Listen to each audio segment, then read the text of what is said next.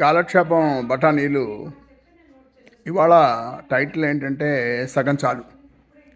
నేను ఎప్పటి నుంచో అనుకుంటున్నాను, భగవంతుడు మనకి రెండు కళ్ళు ఎందుకు ఇచ్చాడు, రెండు చెవులు ఇచ్చాడు, రెండు చేతులు, రెండు కాళ్ళు ఇచ్చాడు, ఒక నోరు ఒక ముక్కు ఎందుకు ఇచ్చాడంటే మాట్లాడేది తక్కువ మాట్లాడు, వినేది ఎక్కువ అని అందరు చెప్తుంటారు. బాగానే ఉంది. రెండు కళ్ళు ఎందుకు ఇచ్చాడు, ఎక్కువ చూడమనే. సరే, ఫైనల్గా నేను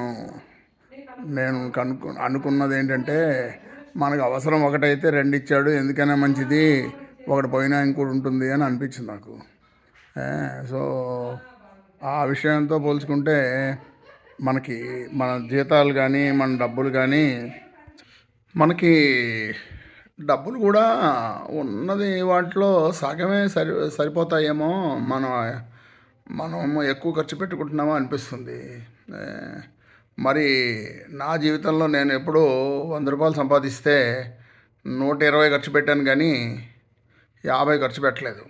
మా నాన్నగారు ఏమనేవారంటే, ఒరే నీకు 100 రూపాయలు వస్తే 90 ఖర్చు పెట్టుకుంటే నువ్వు ధనవంతుడురా, అది 110 అయితే నువ్వు పేదవాడురా అంటుండేవారు. మరి ఆ మాటతో పోలిస్తే నేను మరి పేదవాళ్ళని, మనందరం పేదవాళ్ళే అనుకుంటా. ఇప్పుడు $30 ట్రిలియన్ ఏంటి వాళ్ళకి అప్పు, అమెరికా డబ్బున్న దేశం అని వాళ్ళు అనుకోవాలి, కానీ ఎవరు అనుకోరు. దీంట్లో ఇవాళ పిచ్చాపాటిల్ అనిపిందంటే ఉన్న దాంట్లో సగం చాలు అని అనిపించింది. ఎందుకంటే రెండు కళ్ళు ఇచ్చాడు కాదు, ఒక కళ్ళతో మనకు అనిపిస్తుంది కదా, రెండు చెవుల్లో ఒక చెవులతో సరిపోతుంది. మరి ఒక కాళ్ళతో కొనడం కష్టమేమో, కానీ ఒక చేత్తో పనులు చేసుకోవచ్చు. సో అలాగే అన్నింటికి సగం చాలేమో అనిపిస్తుంది. కానీ నా కెరీర్లో మాత్రం నేను ఒక పని చేశాను. ఏంటంటే, నా దగ్గర ఉన్న స్టాఫ్ ఎప్పుడూ సరిపోలేదు, కొత్త వాళ్ళు కావాలి, ఎక్కువ కావాలని అంటుంటారు వాళ్ళు. నేను ఎప్పుడూ ఆ మాట అనలేదు. ఉన్న స్టాఫ్లో సగం అయితే నేను ఏ పని ఉంటే ఆ పని పూర్తి చేసేవాడిని. మరి మిగతా సగం ఏం చేస్తుండేవారు అని అడగచ్చు మీరు. ఆ మిగతా సగం ఏం చేసేవారంటే ఫ్యూచర్కి డెవలప్మెంట్ ప్రాజెక్ట్స్ చేస్తుండేవారు. సో దానివల్ల లాభం ఏంటంటే, I was always prepared for the tomorrow's contingency. So హఠాత్తుగా ఏమైనా ప్రాజెక్ట్ కావాలంటే ప్రాజెక్ట్ రిపోర్ట్ చేయడానికి 3 months నుంచి 6 months పట్టేది. నాకు మాత్రం 1 weekలో పూర్తయిపోయేది. ఎందుకంటే నా దగ్గర ఆల్రెడీ డెవలప్మెంట్ ప్రాజెక్ట్స్ ఉండేవి కాబట్టి. నేను లాస్ట్ రిటైర్ అయ్యేటప్పుడు ఒక ప్రాజెక్ట్ $500 million ప్రాజెక్ట్ చేశాను. అది 6 monthsలో రిటర్న్ వస్తుంది. అది నేను సబ్మిట్ చేసి మా కంపెనీకి నేను రిజైన్ చేశాను. ఇదేంటి ఇప్పుడు ఈ టైంలో, నువ్వు రిటైర్ అయ్యే టైంలో ఎవరు పని చేయరు కదా, మీరు ఇలాగా ఈ ప్రాజెక్ట్ ఎలా రిపోర్ట్ చేశారు అంటే, అది ఎప్పుడు చేసిందేను అని చెప్పాను. అలాగా నా దగ్గర 4 జనరల్ మేనేజర్లు ఉండేవారు. 2 కంటింజెన్సీలు వర్క్లు చేస్తుండేవారు, మిగతా 2 డెవలప్మెంటల్ జాబ్ చేస్తుండేవారు.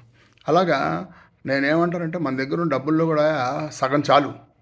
50% మనం ఖర్చు పెట్టుకోవడం, మిగతా 50%లో నన్ను అడిగితే 25% సేవ్ చేసుకోవడం, మిగతా 25% ఇన్వెస్ట్ చేయడం. ఆ ఇన్వెస్ట్ చేసింది ఉపయోగిస్తుందని నా ఉద్దేశం. సో అందువల్ల ఇవాళ యథాలాపం కబుర్లో మనం ఉన్న దాంట్లో సగం చాలు. మనకి భగవంతుడు మన డిజర్వ్డ్ కంటే ఎక్కువే ఇస్తాడు, తక్కువ ఇవ్వడు. నాకే కాదు, అందరికీ అలాగే ఇస్తాడు. అందువల్ల కానీ అయితే ఆశపోతులు కానీ లోభం ఉన్నవాళ్ళు కానీ ఆ ఉన్నది నాకు సరిపోలేదు అని అనుకుంటారు. మనలో అనుకోకర్లేదు. అందులో ఎప్పుడైతే మనం సగం ఖర్చు పెట్టడం అలవాటు చేసుకుంటామో, రిటైర్ అయిన తర్వాత మనం రిటైర్ అయ్యనట్టు అనిపించదు. ఏం చెప్పాలంటే, నేను రిటైర్ అయ్యి ఒక 10 years అయింది. నేను ఫస్ట్ నేర్చుకున్న విషయం ఏంటంటే, సగం ఖర్చు పెట్టుకోవడం వల్ల లాభం ఏంటంటే, నువ్వు రిటైర్ అయిన తర్వాత హ్యాపీగా సేమ్ లైఫ్ స్టైల్లో ఉండొచ్చు. పెద్ద లైఫ్ స్టైలా తక్కువ లైఫ్ స్టైల్ అని చెప్పను, కానీ లైఫ్ స్టైల్ మాత్రం సేమే ఉండొచ్చు. అందువల్ల మనం అన్నింటిలోనూ ఈ సగం చాలు అన్న ఒక పాలసీ కనుక ఫాలో అయితే హ్యాపీగా ఉంటుంది నా ఉద్దేశం. నేను చెప్పిన దాంట్లో కూడా సగం చాలండి, మీరు ఎంత చెప్పక్కర్లేదంటే అది కూడా కరెక్టే. అందువల్ల ఇంక నేను ముగిస్తాను. సో ఇవాళ కాలక్షేపం బఠానీల్లో సగం చాలు అన్నది సబ్జెక్ట్ టాపిక్.